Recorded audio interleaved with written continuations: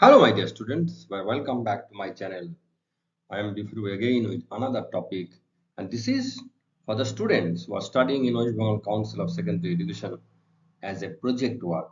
So, this is the topic that is Indianization of the writings of some English writers. And today's topic that I have presented before you is the short story named The Selfish Giant, and it is written by Oscar Wilde. So, this is the Indianization. Indianization means actually adding Indianness, that is, to create or the cast the story in the according to the Indian culture, practice, atmosphere, nature, etc. Okay, so here goes the story.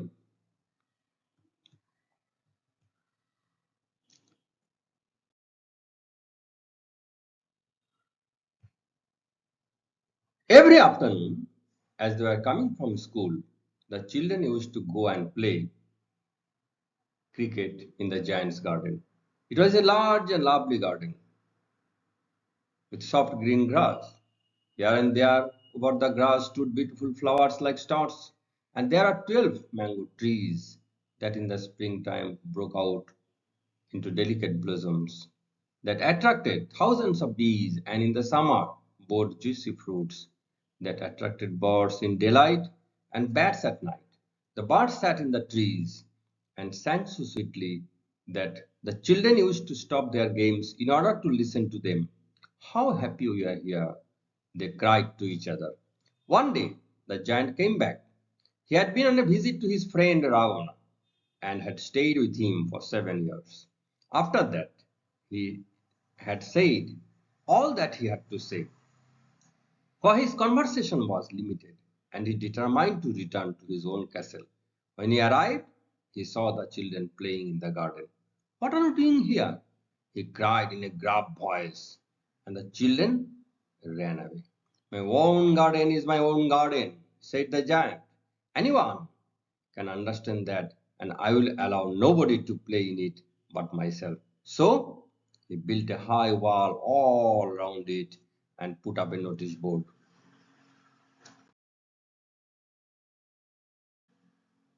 Trespassers will be prosecuted. He was a very selfish giant. The poor children had now nowhere to play. They tried to play on the road, but the road was very dusty and full of hard stones. They could neither bowl nor bat on it, and they did not like it. They used to wander around the high walls when the lessons were over and talk about the beautiful garden inside. How happy we were there, they said to each other. Then the spring came, and all over the country there were little blossoms and little birds. Only in the garden of the selfish giant, scorching summer entered. The birds did not care to sing in it, as there were no children, and the trees forgot to blossom.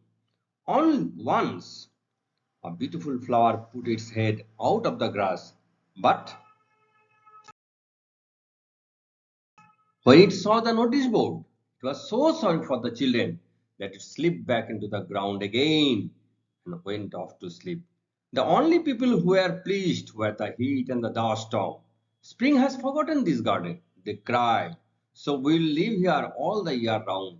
The burning heat almost burned the trees, and the dust storm covered the grass with grey and dreary cloak. Then they invited the Kalboshaki to stay with them, and he came. He came like a great black giant, and he rode all day about the garden and littered the garden with leaves and broken branches. This is a delightful spot, he said. You must ask Hail to visit. So the Hail came every day for 3 hours. He rattled on the roof of the castle until he broke most of the slates, and then he ran round and round the garden as fast as he could go. Cannot understand why the spring has not come, said the selfish giant, as he sat at the window and looked out at his dirty, bare garden. I hope there will be a change in the weather. But the spring never came, nor the autumn or the winter. The spring gave colorful fruits to every garden, but to the giant's garden she gave none. He is too selfish, she said. So it was always barren there, and the Kalvishaki, and the hail, and the scorching summer, and the dark storm danced about through the trees. One morning, the giant was lying awake in bed when he heard some lovely music. It sounded so sweet to his ears that he thought it must be the king's musicians passing by. It was really only a little dwell singing outside his window, but it was so long since he had heard a bird sing in his garden that it seemed to him to be the most beautiful music in the world.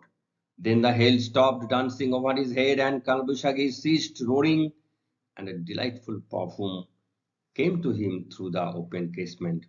I believe the spring has come at last, said the giant, and he jumped out of bed and looked out.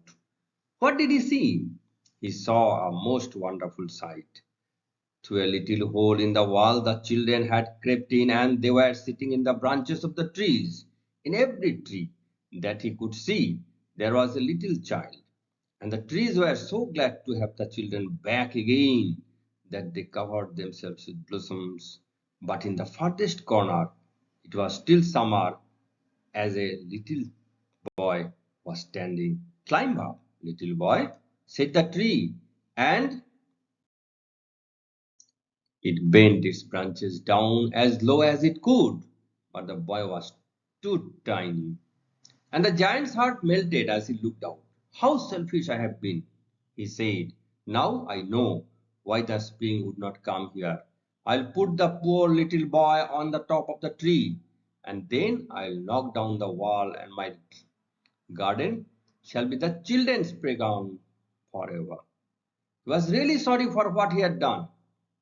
So he crept downstairs and opened the front door quite softly and went out into the garden.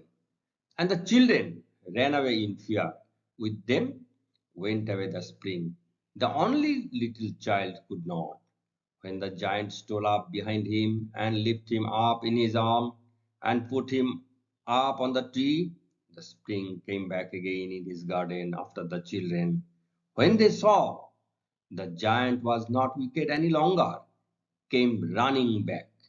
And when the people were going to market at 12 o'clock, they found the giant playing cricket with the children in the most beautiful garden they had ever seen.